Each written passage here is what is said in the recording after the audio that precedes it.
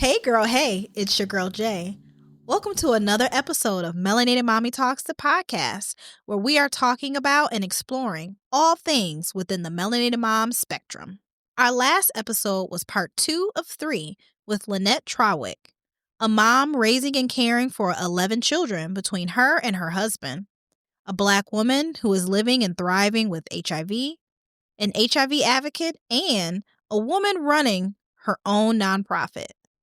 In that conversation, we really dug into the intersectionalities between living with HIV and motherhood. From her own experience with not being able to breastfeed her youngest child, to the importance of doulas being able to address the birthing needs of women living with HIV, the conversation was quite intense. Here's part 3, the last and final part of that conversation with Lynette. In this episode, we are covering even more intersections, including aging with HIV and the stigma that still exists in the Black community.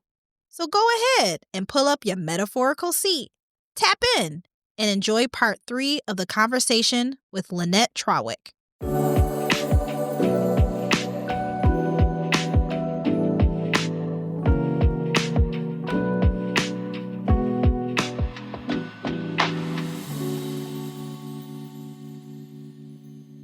We don't often get the chance to plan pregnancy. How do we encourage more conversations around preconception? I know, for me, my journey into having my kids was very difficult, even though I was really young. I had preeclampsia. I had preeclampsia for pregnancies. But 2 of the pregnancies, or 3 actually, I got the opportunity to plan. So my husband and I went to the doctor. We talked about my history. We talked about, my clinical issues and stuff, and changed my medication, figured out what our plan looks like, and then we became pregnant. Still had a hell of a time. Them kids, they definitely tried to take me out. But I do think even having those few months to prepare for what could come and what end up coming helped me cope just a little bit better with navigating what was going on. But when it comes to living with HIV and having that kind of conversation with your provider, how do we encourage more of that type of conversation with more willing medical providers too? I think it probably, I would say it starts with the provider, especially if you know that your patient is of, that age, the typical age. I mean, because of course we know it varies, but they're of those child. What is the male equivalent of childbearing years? Whatever that term is though, because it's not called childbearing, whatever, what I mean. I don't know. Yeah. We'll look it up. Yeah, so whatever that is. We'll put it at the bottom of the screen or something. I don't know. But yeah, so if your patient is of that age, then that should be a conversation that's initiated by their provider. Hey, just in case you decide that you want to have a child, we think it's best for you to have that conversation with us so we can make sure we check off all of these items. We can make sure that you're in the best health possible to be able to carry this child and for not just for you, but also for that child to come into this world healthy, for you to stay healthy, but the child to come into the world healthy, different things like that. So yes, it starts with the provider, but we also can take that initiative to make sure we open up and have those conversations with our provider as well. Yeah. One thing that I always say is, you're not going to rush me out of this doctor's office. I know that's right. I go into the doctor's office every single time with a list in my phone of different issues that I've had since I seen you the last time. They don't have to be related, but honestly, actually, I just went to the doctor for a follow-up a few days ago. I went with my list of, it was about 4 or 5 different things. Come to find out, they were all related to one thing. Wow. So it was take all of that stuff. It was migraine, sciatica, a couple other things that I've been dealing with and pushing it to the back burner because with my sciatic pain, I'm so used to the sciatic pain. It doesn't bother me. I feel it. Even now, I feel it, but it doesn't bother me. Yeah. And I brought that to her attention. And like I said, in addition to the other things that I brought to her attention, she said, that's all related to this one thing. It's wow. So now we can start talking about that one thing. Don't rush me out my doctor's appointment. You getting paid for this whole hour. That's right. And I don't care about your little 15-minute slot. So anyway, Miss Ma'am, this is what else I'm dealing with. That's it. Yeah. Oh my gosh, that's awesome. Yeah, I love that. I think we're talking a lot about momming in the margins and what it looks like, how to jump over that margin to, really connect the dots, Mm-hmm. right? How do we encourage more fathers to get into this conversation to help our moms stay out of those margins? I think that's probably going backward to what you said in the beginning with that cape that we tend to walk around with. Mm-hmm. We need to start taking that cape off sometimes and being okay with not being superwoman Yeah. and asking for help, and saying that we're not okay and saying that we need them to take some of this burden from us, that whole strong black woman thing ain't cute when you laying in the bed stressed out and with heart issues and, all kinds of stuff like that. You ain't have to read me today, sis. You ain't have Listen, to read me today. listen. You try to figure out why your anxiety is through the roof and all of Mm-hmm. these other things. You're like, but the kids are fine. Like, yeah, but you don't realize Hearing there's everything. listen, all of it. There's a book called The Body Keeps the Score. I got it. The body keeps score. The Yes. body keeps the score. Your body is going to keep that score of all of those things that you're dealing with, but not dealing with. Mm-hmm. Right. So I think that's where it comes first. It's us being open Mm-hmm. to saying that I'm not okay and I do need help. And us looking for those resources and not just looking for the resources, but holding those resources accountable Yes, to ma'am. helping you as well, because that's a thing too. Yep. I've had a crazy experience with reaching out for to a resource for some help with something. And it was so much pushback. And I'm like, no, y'all are going to help me because that's what y'all supposed to do. That's your job. Y'all, this is what you signed up for. This is what it say on your paycheck. So you gonna help me. That's it. All right. So not just saying, hey, please, can you? No, help me. I need help. So that's where it starts. Us opening our mouths and being okay with accepting help. Yeah. And understanding that don't make us weak. Absolutely. Now you said something earlier, along those lines. Like, I feel like us asking for help is us showing a sign of strength. It is. It is. It is. Just like I feel like submission is a sign of strength. It takes somebody really, really strong to be submissive. Yeah. Yeah. And I think it's both ways, right? So when it comes to, I'll get all down the rabbit hole with submission. But I think with submission, like the natural thought is only a woman can submit.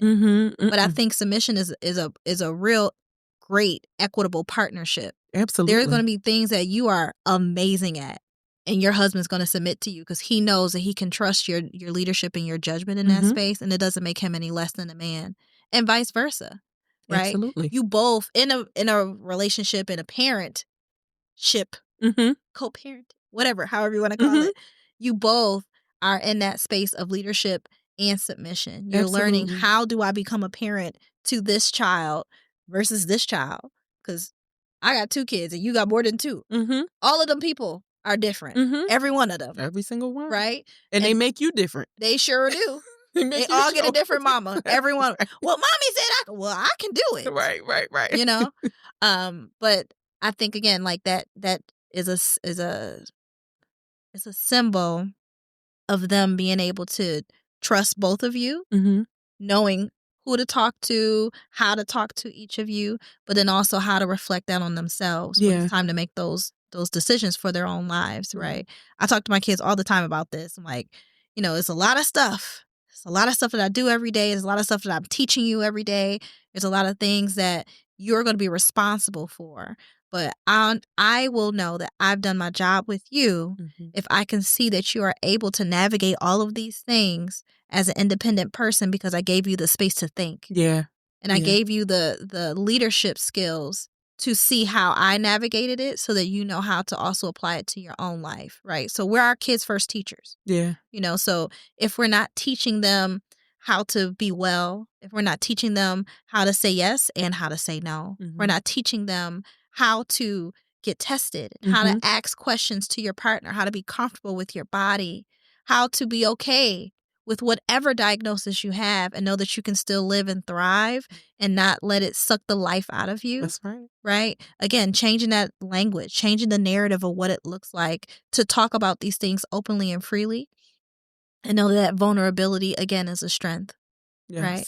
That's what we want our kids to be able to go into, right? So all of these generations of children that are up right now, and they're like navigating all this space that we have never done and will never probably do. We want to still be able to give them those, I'm going to call them those traditional values of still being self-aware enough to make the right informed decision so that they can live. Absolutely. Is that helpful? Yes, very much so. So when we're talking about education, finding the right words, finding the resources, that's one thing. But then spreading the message is another, right? So I'll give you an example. I'm a great partner with the Well Project, right? And I'm always reposting anything that they do because I think it's incredibly imperative, especially for Black women, to know where do you find this information, because, you know, we've been talking all about like having the ability to say your diagnosis out loud and knowing how to ask for the help or support that you need. There's going to still be people who aren't there yet, right? But they're still seeking that information. So you don't know what you don't know. So you don't know how to Google where or who is an organization that's serving childbearing women who are living with HIV, right? So again, anytime I see their stuff, I repost. I share it with all of the world, whoever has ears and eyes and can. One of my favorite organizations. Yes, yes. I'm also a blogger for them as well. Oh, nice. Yeah, they're a girl like me. Yes. Yeah. Yes. So my question to you is, well, the segue to my question, one of the times I reposted, just as I always do, and I got a DM that said, "Why are you reposting this? Do you have HIV?" And it bothered me because, one, this is my professional page, so I can't be like, "Who the fuck are you talking to?" Because that's not right, right? But it really threw me because I'm like, you're upset that I'm actually spreading more information so people have access to the information that they need. One, whether or not it's my diagnosis or your diagnosis, it's nobody's business but the person that's living with it. But we want people to have better understanding of what HIV is, of what it means to live with HIV, and also how it impacts your decision making around having children. So how do we destigmatize sharing the information in the Black community? The unfortunate reality is there are always going to be people like that, no matter what we do. This is something that I've had conversations with even my best friend about, because she's so defensive of me. I love it. You better not come for Lynette, because my BFF is going to come from wherever she is, you know, and because she's just that, she's the one that's going to attack, you know, and I'm more of the laid back, well, let's educate, you know, because a lot of times I feel like what I've realized after having conversations with people, a lot of times that reaction is rooted in fear. Of course. You know? Yeah. Because they don't know. They haven't done the research. They don't feel the need to do the research because it doesn't impact me or anyone like me. Right? So it's just that they just don't know, and they don't know how to say it in the right way. And then, like I said, then you also have those people who are the way that they are, and it doesn't matter what you say to them. It's just, they're just like, whatever, I hear you, but you probably got it, and that's why you shared it, and it is what it is, and doesn't matter what you say. Justifying it. Yeah, but the stigma in the Black community, I think it just, I find that a lot of people, or the reaction in the Black community a lot of times is they laugh stuff off out of nervousness, or they laugh stuff off out of fear, you know, so they make jokes. To not take it so serious. Yeah. Yeah. Yeah. So I just think it's just, you know, it just is.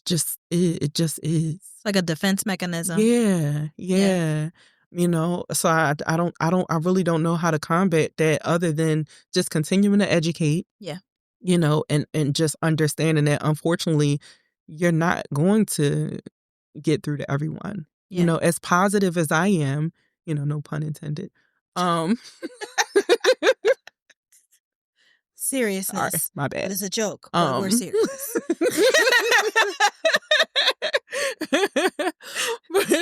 but as positive as I am, you know, and how I share things, and I glorify God in everything and all that I do. So with all of that I do, I still get negativity. Yeah.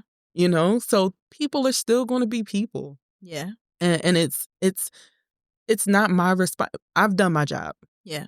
I'm doing my part. Yeah. It's not my responsibility to control your emotions. Mm-hmm. It's not my responsibility to control how you react to things. Yeah. So as long as I'm doing my job and I'm doing my part, that's all I can do.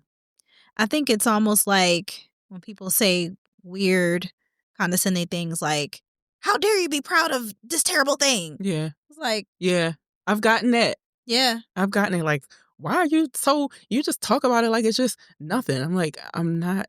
And it's kind of like, I hate the term, but it's a double-edged sword. It is. Right? Because Yeah. it's like, I'm out here and I'm saying, yes, I'm living with HIV and I'm fine and I'm healthy and life is great. But that doesn't mean you go out and get it. Yeah. Yeah. If you're negative, stay that way. Yeah. However, if you're positive, just know that It's how to live. you can still live and live an abundant life and you'll be fine. Yeah. So. Yeah. So another organization I work with incredibly closely is Black Ladies in Public Health. Mm-hmm. Love them ladies. Yep. Love them down. And one of their big initiatives is Black women living with HIV. Mm-hmm. And we did a campaign called Risk to Reason. Mm-hmm. And we talked about, how do we talk with women who have lived experience and talk with young women who are in college, which statistically is around those ages where where Black women are getting the highest levels of transmission, Mm-hmm. right? So they've been doing this project now for about 3 years, bringing in different Black women from all over the United States that go to different HBCUs to educate them on HIV, to also give them the skills that they need to go to their schools and host kickbacks. Yeah. And have the conversation with other students who look like them. That's awesome. And unfortunately, I wasn't able to go this year, but last year we were at Paul Quinn, which is a very small religious HBCU in Dallas. Okay. And then the year before, we did it at Tuskegee University. I heard about Tuskegee. It was amazing. Yeah, I saw pictures and things like that. Oh, so this year they were at Texas Southern. Oh, okay. So they had the Beyonce cowboy hats and all that. I was like, I wish I was there so bad. I wish I was there. But one of the things that I've learned from being there and also bringing my children is just being able to hear those lived experiences of the women who are living with HIV. And I learned a term, and the term was dandelion, which are young women who were born with HIV, but they made it past a certain age. Can you talk a little bit about dandelions? So from you kind of said a little more of what dandelions are. So I don't know. I'm not going to say that one of us are wrong. Okay. It could be that you learned more of it than I did. Sure. So from my understanding, what a dandelion is that it's someone who was born with HIV or diagnosed really, really early in life. And I have several friends who are dandelions as well. But yeah, so, long-term survivors, they're considered, thinking about a lot of, when you hear the term long-term survivors, a lot of times people think of people who are older, right, aging with HIV, 60s, 70s, 70s, things like that. But, if you were born with HIV and you're now 30 years old, that's a long-term survivor. Yeah. And actually people who are living with HIV age quicker as well. So I can't remember. I just learned the term maybe about 2 weeks ago. But you have your biological age and then you have your something other kind of age. I can't remember what it's called. Probably like with your circadian rhythm or something like that. It's something. No, it's along with HIV. So like you have your biological age, but then you have whatever this age is that you are because of how much HIV has aged you. Oh, wow. So, they're finding that even women my age, I'm 43, I just turned 43. Shout out to me. April 8th was my birthday. Happy birthday! But, women in their 40s who are living with HIV I don't know, there even women, I know a dandelion who is in her late 20s and maybe her early 30s. She had several strokes already.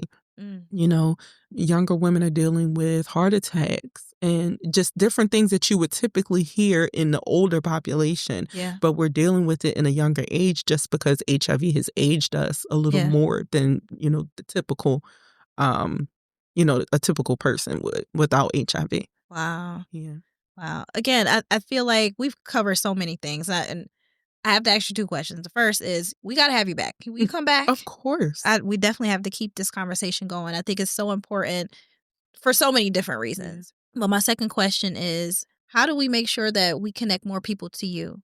Because there's like 10, 12, 15 people in my head. I'm like, as soon as this mic cut off, I'm going to tell her about this person, this person, this person. Because there really is so many intersections where living with HIV and being a mom really collide. Yeah. And people do not have this information. And they definitely do not have this information from people that look like us and are willing to share the information. Yeah. Yeah. Yeah. So how do we do that? How do we connect people to you? How do we make sure that regardless if you're HIV negative or positive, you understand how important it is to work with you and to really be in space with you? Absolutely. And I love that you included, HIV, whether you're diagnosed with HIV or not. I actually just hosted a retreat not too long ago, and it was a women's retreat, and I brought women who have faced different traumas. So some women were living with HIV and some weren't. And from the women who were not living with HIV, they shared, everybody, all of them really loved it. But one person who actually was, who came and she is not living with HIV, she shared how much she grew in that weekend from being exposed to some of the stories that she heard from the women living with HIV. She said, I never have been around anybody, at least openly, saying that they've been living with HIV, but the way I've grown in this weekend from hearing from you guys and, sharing these experiences and being able to do all of the same stuff, you eliminated all the stigma. So I think even creating spaces like that where people who are HIV, who are knowingly living with HIV and not living with HIV, bringing them in a space together so you can see that we are very similar. It's not like we do anything any different. Yeah. So yes, creating those spaces, but people can definitely contact me. Just with my name, Lynette Trawick. I'm Lynette Trawick on Instagram, Lynette Trawick on Facebook as well. And through those pages, you can connect to my social media, my nonprofit social media page, IMU. So I believe it's IMU Inc. on Facebook, and I think it's IMU.Inc. on Instagram. Yeah. But again, if all else fails, just find me, Lynette, Lynette, Trawick, Trawick.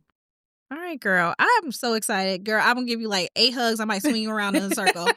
Let me take my heels off first. Yeah. Look, me too. Because Lord knows, I don't even know about these heels yet. But I appreciate you so much. Thank you for giving me your time. Thank you. Thank you for everything. Like, we need this. Like, thank you for this platform. No, for real. This is amazing. Yeah. Thank you for seeing the importance in the conversation. 1000%. I always know that there will be, even if it's just one, I know it's not going to be just one, but if there's at least one person that has asked for this kind of information, we create it, right? Yeah. We create that space.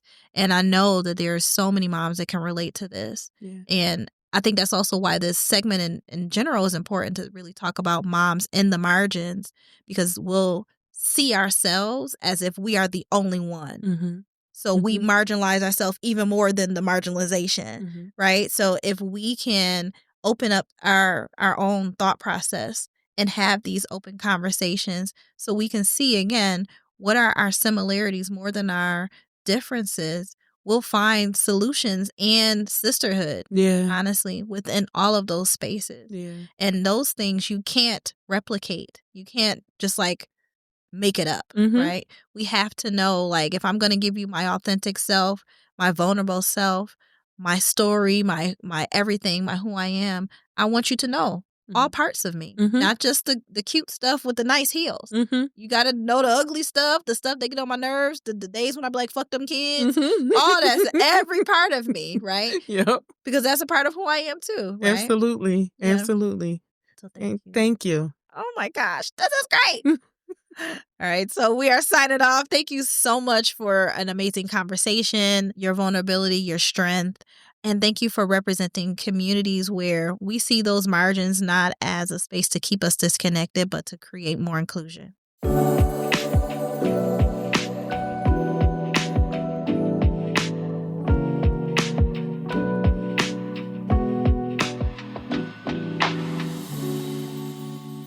are so blessed to be able to have guests like Lynette Trawick on this podcast. Women showing us the margins that we oftentimes aren't comfortable talking about as a community, and reminding us why it is so important for us to be working towards being more comfortable and aware and even more inclusive of these margins. Melanated Mommy Talks, the podcast, is your place for authentic and raw conversations about what it means to be a melanated mom. So make sure to subscribe on all of the platforms where you listen to your favorite podcasts. Make sure to like and share. And if you want to continue seeing our podcast grow, make sure to become a paid subscriber for exclusive bonus content or become a donating listening supporter. If you're interested in becoming an individual or corporate sponsor of this podcast, go to melanatedmoms.com/podcast for more information. We can't wait to have you with us in our next episode. So keep listening, stay connected, and stay tapped in.